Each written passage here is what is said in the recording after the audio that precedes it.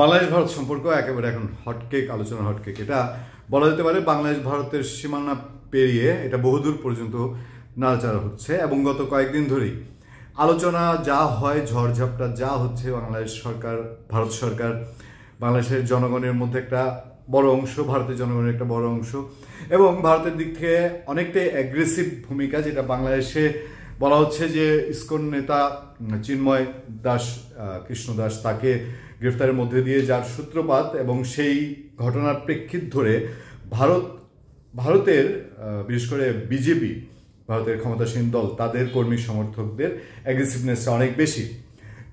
এই ক্ষেত্রে বেশি যে বাংলাদেশে কোনো ভারতীয় আক্রান্ত হওয়ার কোনো খবর পাওয়া যায়নি, ভারতের কোনো দূতাবাসে আক্রমণের কোনো খবর পাওয়া যায়নি, কিন্তু ভারতে বাংলাদেশের দূতাবাস আক্রান্ত হয়েছে, কাউন্সিল অফিস আক্রান্ত হয়েছে, আবার সেখানে বাংলাদেশের মানুষ হেনস্থার শিকার হয়েছেন।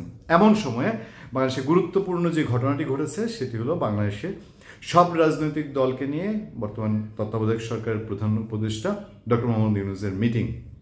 এই মিটিংয়ে যেসব বিষয় আলোচনা হয়েছে আপনার পত্রপত্রিকায় সেগুলো জেনে গেছেন। তারপরে সংক্ষেপে আমরা একটু কিছু আপনাদের চুম্বক অংশ ধরিয়ে দিব।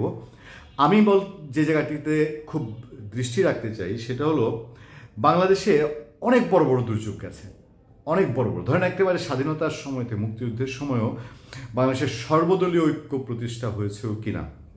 বাংলাদেশে আপৎকালীন বহুত সময় গেছে, বাংলাদেশে এখনও রোহিঙ্গা ইস্যুতে বাংলাদেশ একটা নাস্তানাবুদ অবস্থায়, হিমশিম খাওয়া অবস্থায়। সেই সব ক্ষেত্রেও জাতীয় ঐক্য কখনো প্রতিষ্ঠিত হয়নি। ইভেন জাতীয় ঐক্য বলতে আমরা যদি বলছি যে বাংলাদেশের প্রধান রাজনৈতিক দুই দল মতো আওয়ামী লীগ, বিএনপি এক প্ল্যাটফর্মে আসতে পারেনি। এবার আওয়ামী লীগ কোর্টের বা স্টেডিয়ামের বা ফিল্ডের টোটালি বাইরে, যে কারণে আওয়ামী লীগের এবং বর্তমান সরকারের দৃষ্টিভঙ্গি আওয়ামী লীগ সম্পর্কে এটা সবারই মোটামুটি জানা এবং আওয়ামী লীগের 16 বছরের শাসন হিসাব করলে এই জিনিসগুলো অনেকেই হিসাব করতে পারেন যে জিনিসটা আসলে অনেকটা অনিবার্য ছিল কিনা, যেরকম একটা পরিণতি আওয়ামী লীগের মেনে নিতে হতে পারে যে বাংলাদেশের রেস্ট অফ আওয়ামী লীগ, সব রাজনৈতিক দল একটা জায়গায় একত্রিত হচ্ছে। হ্যাঁ, একটা কথা উঠতে পারে যে এটা কি ইন্ডিয়ান অ্যান্ড এন্টি ইন্ডিয়ান কোনো পলিসির মধ্যে পড়ে, যে বা প্রো পাকিস্তান বা এন্টি পাকিস্তান কোনো পলিসির মধ্যে পড়ে, যে হ্যাঁ এই অংশের মানুষরা এই সবাই আছে, এই অংশের মানুষরা সেই সবাই নেই। আমরা এই বিতর্কে না গেলেও এত বড় এরকম সর্বদলীয় মিটিং বাংলাদেশের ইতিহাসে খুব নজিরবিহীন। ফলে বলা যেতে পারে যে এই জায়গাটা খুব একটা গুরুত্বপূর্ণ ইস্যু ঘটে গেছে আপনার অন্তত এই ডিসেম্বরের 4 তারিখে 2024-এ এসে।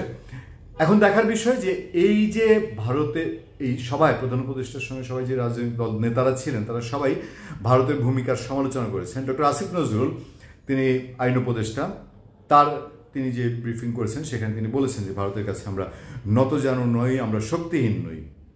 প্রকারান্তরে অনেকে একটা যুদ্ধ যুদ্ধাঙ্গী ভাবের কথা বলছেন।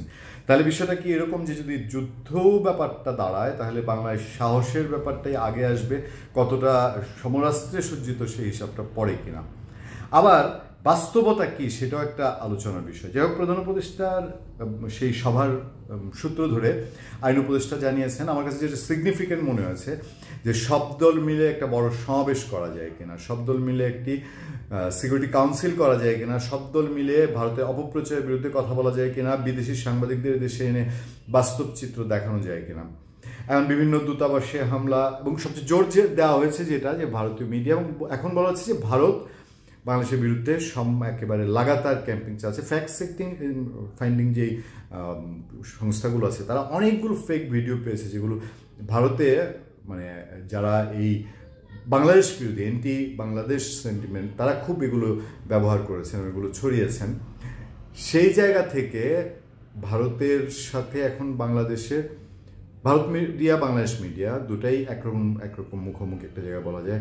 ভারত সরকার এবং বাংলাদেশ সরকারও কি অনেকটা একরকম মুখোমুখি কিনা, অন্তত এই ইস্যুতে যে বাংলাদেশের বিরুদ্ধে অপপ্রচার এবং এই যে কূটনৈতিক সম্পর্ক, দূতাবাসে হামলা, এই ইস্যুগুলোতে যে একটু বড় রকম মুখোমুখি অবস্থা, এটা পরিষ্কার। এর আগে আমাদের জেনারেশনের ইতিহাসে অন্তত মনে পড়ে না যে বাংলাদেশে এন্টি ভারত শক্তি কখনো ক্ষমতায় ছিল না, তা নয়, কিন্তু এভাবে ওপেনলি ভারতের সঙ্গে কেউ কখনো বাহাসে যায়নি। ফলে এবারের ঘটনার নতুনত্ব অবশ্যই আছে। সেই জায়গা থেকে আমার মনে হয় যে এই জাতীয় ঐক্য বা সেই একসাথে সব রাজনৈতিক দলের একমত হওয়ার বিষয়টি এখন দেখার বিষয়। সব দেশেই সবার ভিতরে একটি কিছু কিছু কুটুস কাটুস লোক থাকে।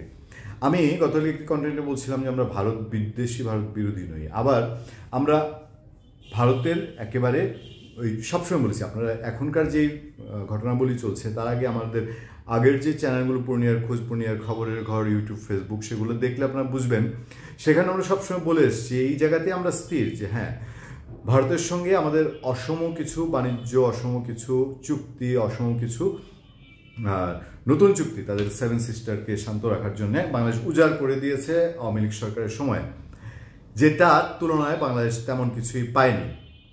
এইটি একটি বড় কারণ এখন ভারতের সাথে এই বাংলাদেশের এই যে ভারত বিরোধী সেন্টিমেন্ট একটা প্রকাশ্য বড় অবস্থানে আসার কারণে। এমনটা কিনা এটা ভারত সরকারই ভাববে বেশি, ভারত সরকার বুঝবে বেশি। তবে ভারতকে একেবারে মানে অস্পৃশ্য করে দিতে হবে, এই যে দেয়ালে দেয়ালে লেখা ভারত ঠেকাও, ভারত হটাও, এটা বোধহয় প্রতিবেশী দুই দেশের মধ্যে খুব দীর্ঘস্থায়ী হওয়ার সুযোগ কম। আবার এই যুদ্ধাংদেহী ব্যাপার নিয়ে বাংলাদেশ এবং ভারত দুই দেশে নিশ্চয়ই একটু বুদ্ধি আছে যারা দেশ পরিচালনা করেন, যে আমরা এখন যুদ্ধ করে শেষ হওয়ার জাতি না। আমরা যুদ্ধ করে শেষ হয়ে যদি যাই তাহলে যারা আমাদের নিয়ে খেলছে ভবিষ্যতে হাসবে, তাদের এই হাতকে আমরা শক্তিশালী করবো কিনা এটা ভারতও বুঝে, বাংলাদেশও বুঝে বলেই আমার ধারণা। এবং যারা মনে করেন মনে মনে ফুর্তি আনন্দ একটা নেওয়ার চেষ্টা করেন যে একটা যুদ্ধ হলে এখন ভালো হয়, তাতে কি এই দল আসবে সেই দল আসবে, তাতে কি আওয়ামী লীগের লাভ না বিএনপির লাভ, এখন গন্ডগোল হলে ইলেকশনটা কি একটু আগে ভাগে হবে কিনা, তাহলে কি বিএনপির লাভ কিনা, আবার এখন গন্ডগোল হলে আওয়ামী লীগের জন্য সুবিধা কিনা, যে আওয়ামী লীগ একটা স্পেস তৈরি করতে পারবে কিনা, বা ভারত যদি আসে তার পেছন পেছনে আওয়ামী লীগ আসবে কিনা, এইসব নিয়ে আত্মসন্তুষ্টির জায়গার চেয়ে আজকের যে মিটিংটি হয়েছে এই মিটিংটির শুধু শো আপ নাকি এটির একটি বাস্তব প্রতিফলন কিছু আছে সেটা দেখারই অপেক্ষায়। ধন্যবাদ সবাইকে। ভালো থাকবেন, সুস্থ থাকবেন, সত্য, করুণা এবং সহনশীলতার সাথে আপনাদের সাথে সবসময় আছি আমি আতিক রহমান পূর্ণিয়া।